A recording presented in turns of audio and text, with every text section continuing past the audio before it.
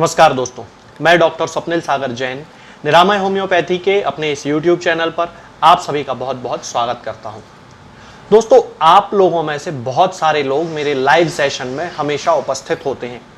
अब आप लोगों के मुझसे बहुत सारे क्वेश्चंस होते हैं, तो जो एक्यूट केसेस होते हैं उनकी तो यदि कोई सिम्टम ऐसा खास होता है तो मैं उसकी दवाई आपको तुरंत बता देता हूं, लेकिन क्रॉनिक केसेस के लिए मैं हमेशा आपको कह देता हूं कि अपनी केस टेकिंग कराइए। आप लोगों में से बहुत सारे लोगों को फिर गुस्सा आने लगता है और आप लोग ये कहते हैं कि फिर आपके लाइव सेशन में आने का मतलब ही क्या है यदि आप हमें दवाई नहीं बता सकते। तो दोस्तों, वो जो मैं आपको दवाई नहीं बताता हूं वो आपके अच्छे के लिए ही नहीं बताता हूं, क्योंकि यदि मैं आपको उस समय आपकी क्रॉनिक कंडीशन के लिए कोई भी दवा बता दूंगा तो यकीन मानिए दोस्तों, 100 में से 90 मौकों पर ऐसे मौके आएंगे कि जबकि वो दवाएं आप जीवन भर भी यूज कर लोगे तो वो दवाएं आपके ऊपर काम नहीं करेंगी। तो फिर आप लोगों में से बहुत सारे लोगों को बुरा लगता है कि डॉक्टर साहब ने हमें दवाई नहीं बताई। इसी समस्या को दूर करने के लिए दोस्तों आज मैंने ये वीडियो बनाया है जिसमें कि मैं आपको समझाऊंगा कि होम्योपैथिक फिजिशियन किस तरह से काम करता है और रिपर्टराइजेशन क्या होता है। केस टेकिंग तो मैं हमेशा आपको बताता रहता हूं कि केस टेकिंग का क्या मतलब होता है कि पेशेंट के पूरे सिम्टम्स लिए जाते हैं, उसकी पूरी हिस्ट्री ली जाती है, लेकिन उस हिस्ट्री के आधार पे पेशेंट को दवा किस तरह से दी जाती है, रिपर्टराइजेशन का क्या मतलब होता है, ये सारी बातें आज मैं आपको अपने लैपटॉप पे ही बताऊंगा कि किस तरह से होम्योपैथिक फिजिशियन जो है वो रिपर्टराइजेशन करते हैं और किस तरह से दवाई दी जाती है। एक एक सिम्टम के लिए होम्योपैथी में कितनी सारी दवाइयां होती हैं ये मैं आपको एग्जाम्पल देके इस वीडियो में समझाऊंगा, ताकि आप लोग इस चीज को समझ सकें कि यदि आप मुझसे लाइव सेशन में किसी क्रॉनिक बीमारी के लिए, मान लीजिए कोई नेजल पोलिप का केस है, हाइड्रोसील का केस है, वेरिकोसील का केस है, या सेक्सुअल प्रॉब्लम का केस है, या अस्थमा का केस है, तो फिर आप अगर मुझसे दवाई पूछ रहे हैं और मैंने आपको दवाई नहीं बताई, या तो मैं बोल देता हूं कि केस टेकिंग करा लीजिए, या मैं बोल देता हूं कि इस बीमारी की कोई दवा नहीं है होम्योपैथी में, क्योंकि होम्योपैथी बीमारियों के नाम पे काम नहीं करती है। तो चलिए दोस्तों शुरू करते हैं इस वीडियो को। मैं आपको ले चलता हूं अपने लैपटॉप की स्क्रीन पर और आप वहां पर देखेंगे कि किस तरह से होम्योपैथी में रिपर्टराइजेशन किया जाता है। इस समय आप मेरे विंडो स्क्रीन पर आ चुके हैं, मेरे लैपटॉप की विंडो पर, जहां पे मेरा राडार 10.0 फॉर विंडोज़ ओपन है। इस समय ये हम लोगों का होम्योपैथिक फिजिशियंस का एक सॉफ्टवेयर होता है जिसके माध्यम से हम लोग रिपर्टराइजेशन करते हैं।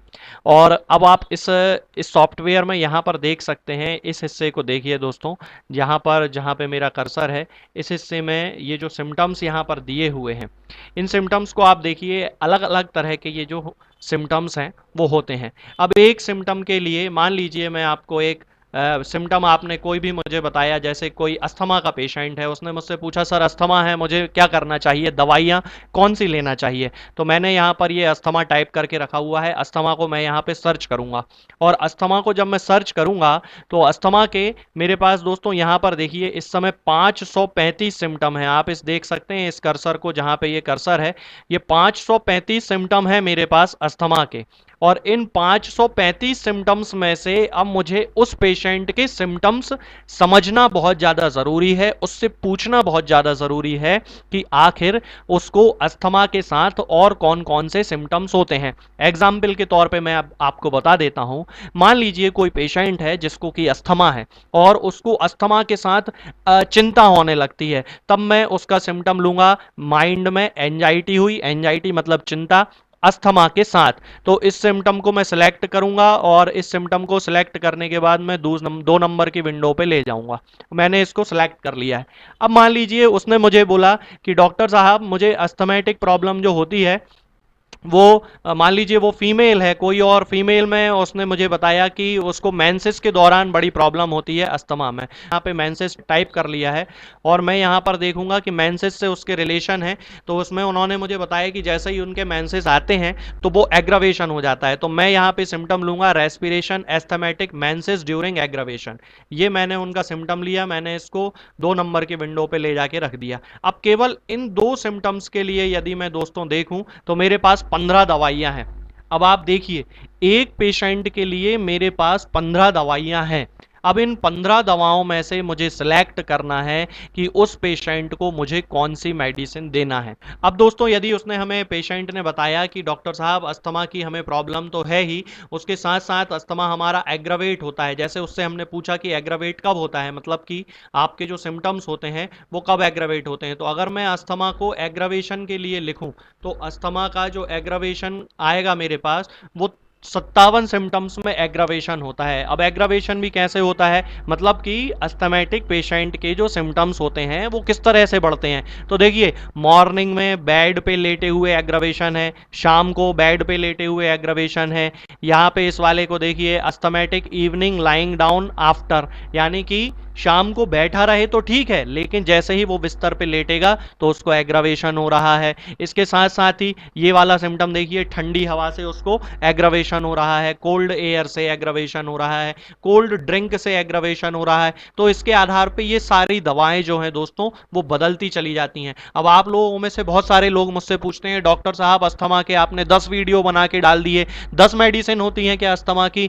तो दोस्तों अस्थमा के लिए यदि मैं देखूं अकेला एक सिम्टम में लिख लूं अस्थमा इसमें, और मैं आपको भी बता देता हूं, अस्थमा अकेला मैं लिख लूं और सिंपल एक रेस्पिरेशन पे अकेला मैं चला जाऊं, माइंड को तो मैं लूं ही नहीं, केवल रेस्पिरेशन पे मैं चला जाऊं, तो ये देखिए दोस्तों, यहां पर आप इस समय देख सकते हैं ये रेस्पिरेशन, ये अस्थमेटिक लिखा हुआ है और इसकी मेरे पास 335 दवाइयां हैं अस्थमेटिक रेस्पिरेशन की। यानी कि यदि कोई होम्योपैथिक फिजिशियन के पास कोई पेशेंट पहुंचता है और उससे पूछता है कि उसको अस्थमा है, उसे कौन सी दवाई लेनी चाहिए, तो होम्योपैथिक फिजिशियन उसको डायरेक्ट बता ही नहीं सकता कि उसको कौन सी दवाई लेना है। तो यदि उसने होम्योपैथी पढ़ी है तो उसके पास 335 दवाइयां हैं और उन 335 दवाइयों में से ही आपको सिलेक्ट करना पड़ता है कि अस्थमा के सिम्टम्स पेशेंट में क्या क्या हो रहे हैं। अब मान लीजिए एक दूसरा केस ले लेते हैं, हाइपोथायरॉयडिज्म का केस ले लेते हैं।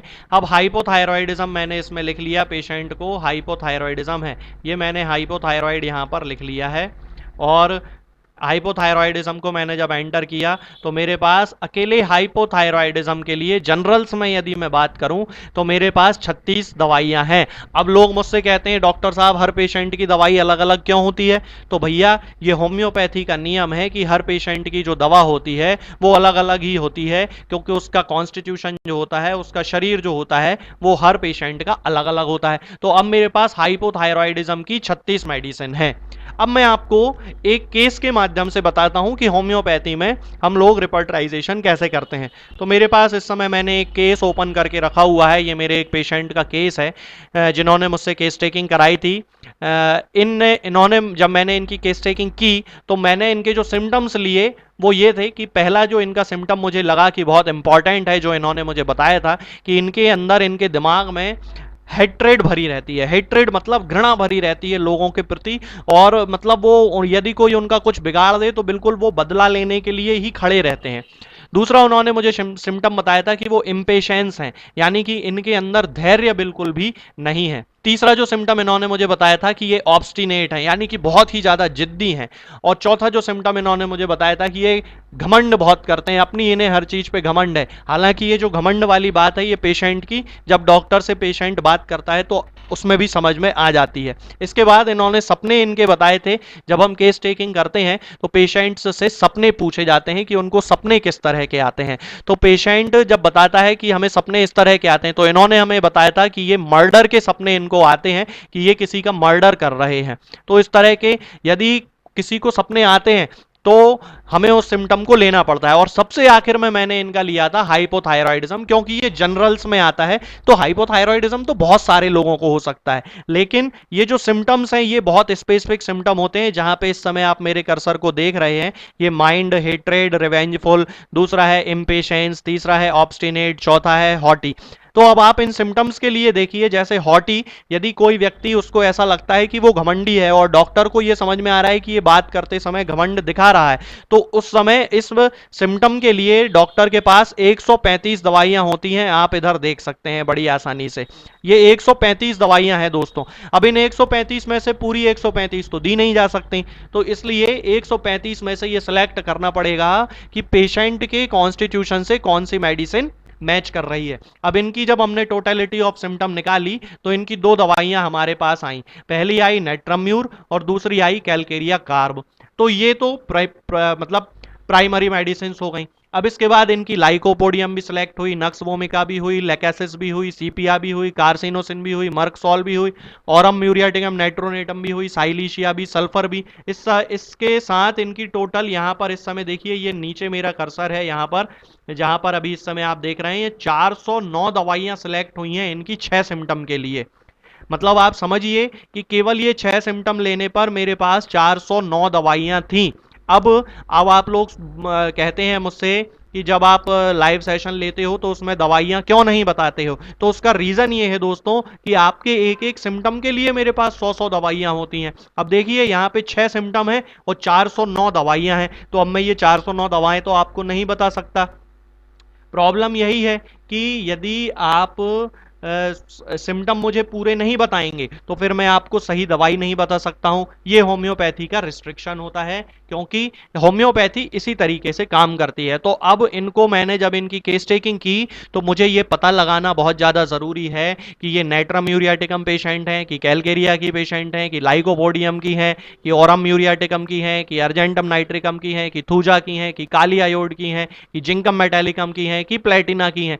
तो ये सब जानना बहुत ज़्यादा ज़रूरी होता है। अब इन 409 दवाओं में से फिर हम पेशेंट से जब बात करते हैं तो हमें समझ में आता है कि इसको ये दवा सूट करेगी, उसके आधार पे फिर इसको दवाई दी जाती है। अब यहाँ पे भी सिम्टम की इंटेंसिटी देखी जाती है कि क्या उसके अंदर हेट्रेड बहुत ज़्यादा है, तो हेट्रेड यदि बहुत ज़्यादा है तो फिर सिम्टम की इंटेंसिटी जो यहाँ पे एक एक लिखी हुई है उसको चेंज कर दिया जाता है। तो दोस्तों इस तरह से होम्योपैथी काम करती है कि यदि होम्योपैथी में आप अपना ट्रीटमेंट कराना चाहते हैं तो डॉक्टर के पास एक ही बीमारी की बहुत सारी दवाइयां हैं। अब जो लोग इस बात को नहीं मानते हैं, एक ही दवाई बताते रहते हैं हर बीमारी के लिए, वो गलत तरीका है। उस तरह से दवाएं नहीं बताना चाहिए, क्योंकि होम्योपैथी में केस टेकिंग इसीलिए इंपॉर्टेंट है। आप खुद ही देख सकते हैं कि हाइपोथायराइड के पेशेंट के जब हमने सिम्टम लिए तो उसके 6 सिम्टम्स जब हमें मिले तो उन 6 सिम्टम के लिए 409 दवाइयां हमारे पास उपलब्ध हैं। तो इसलिए दोस्तों हमेशा इस बात का ध्यान रखना चाहिए कि होम्योपैथी में केस टेकिंग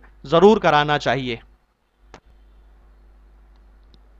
तो दोस्तों ये सारा तरीका होता है होम्योपैथी में मेडिसिन देने का। यही एक कारण है कि मैं आप लोगों को मना कर देता हूं कि लाइव सेशन में इस तरह के सवालों के जवाब नहीं दिए जा सकते हैं। तो दोस्तों यही तरीका होता है रिपर्टराइजेशन का। आज के इस वीडियो में फिलहाल इतना ही। आगे के वीडियोज में मैं आपसे बात करूंगा कुछ नई बीमारियों के बारे में और उनकी होम्योपैथिक दवाओं के बारे में। तब तक के लिए जय हिंद, जय भारत।